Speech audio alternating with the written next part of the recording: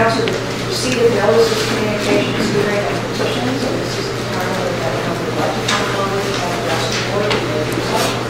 Just stand up and let us know you're here. Seeing no one, I will move on to the chairman's report. As we mentioned last week, and as we just had discussion several minutes ago, we have a new secretary, Karen Sinais, who has taken over from Mary Beth after many years of her service. Karen did serve previously as secretary to the school board and is used to taking minutes and doing minutes in a format that is her format. We've taken a look at our minutes, which sometimes have gotten up to 20 pages long, and have been looking at what other community colleges do to make sure that we're in compliance with the Open Meetings Act and written. And so what we're doing is looking through other types of minutes from other organizations, having Karen work with them and work with the board so that she can develop her own system of taking the minutes and what's going to be put in the minutes from this point forward. We will still continue to have discussions about it, but we want Karen to be comfortable with. She's not Mary Beth, she's Karen. We want to make sure that she is comfortable with the way she is doing hers minutes. So we've already handed out examples to everyone on the board from a couple of different places, and we also have additional samples here if any of you are interested from Harvard and from Lorraine and from some other places that we can take a look at so that we can see how those minutes are being compiled by the community colleges. We've already discussed how we're moving forward with the master plan. I was on the committee at home meeting upstairs. We're taking a look at what our options are as far as staying in our financial boundaries as far as the master plan is concerned. In the follow-up from last month's discussion about the science and engineering building, there were questions raised asking for more discussion as to the expense overrun or estimate overrun that occurred on the science building and the C3 project. We have been working with that, and Trustee Josh and I have talked to a couple of trustees. We will talk to others, but we also have directed administration to work with Leggett and work with Cotter and construction consultants to see what our options are to keep this building moving forward, but also to be accountable for those overruns and see where they can make some changes on the cost issues that we're dealing with, so that the college is not responsible for the entire overrun of the cost. Finally, we have 6 out of 7 people on this board who have completed the ICCTA Governance Institute for Student Success Assessment Survey. That's the one that we talked about that the Gates Foundation put together that will compile pages of data for us and give it back to us. So we have one person who has not completed it. If you have not yet, please do so. We have a full range of everything because it's going to be important. I know who it is, and it doesn't matter. Don't worry, Rich. Don't make any difference. It's not in a timely fashion.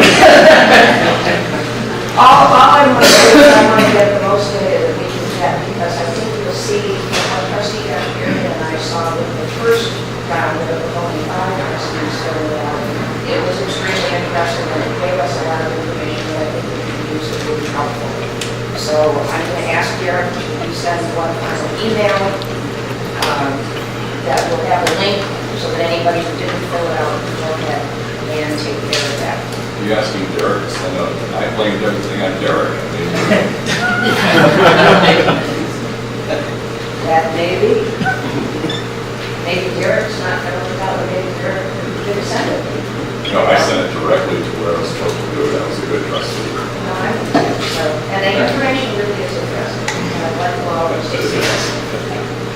Next, we have the Student Trustee report. I've asked Bella to report on the CLC student activities, conferences, and issues. Okay. We decided to not only incorporate events or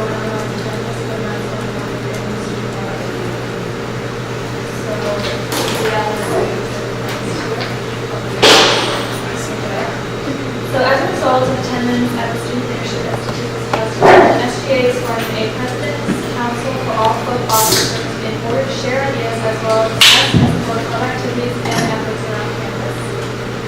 The college is offering programs to make students and employees aware of the reality of sexual violence toward women and men on college campuses, and what we can do to prevent and combat it. And My Sister's Keeper summer seminars were co-sponsored by Campus Watch, Women's Center, Zacharias Sexual Abuse Center, and CLC's new coordinated community response team. The Multicultural Student Center hosted an entertaining history lesson about lion dancing and martial arts. SJA also staffed a table to hand out flyers for upcoming events and information on clubs and the Student Government Association. CLC Program Board offered Energized to Go, formerly known as Grab and Go.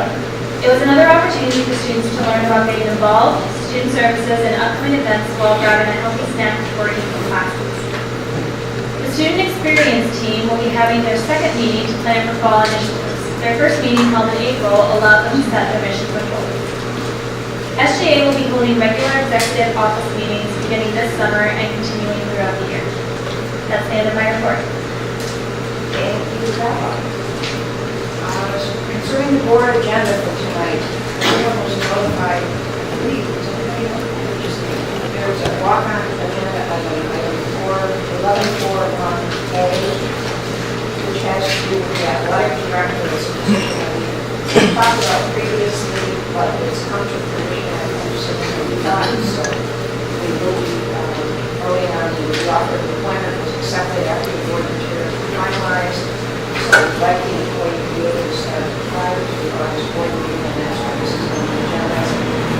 In addition, we'll hold the following items for closed session: 11.3.1 through 11.3.4, which are position additions, classifications, positions, and vacant positions, and also 11.4.3, new full-time employment, professional assignments, and new positions.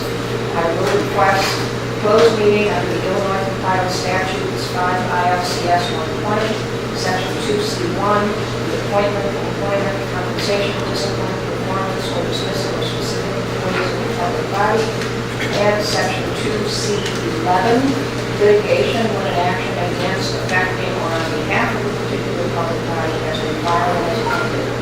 There will be action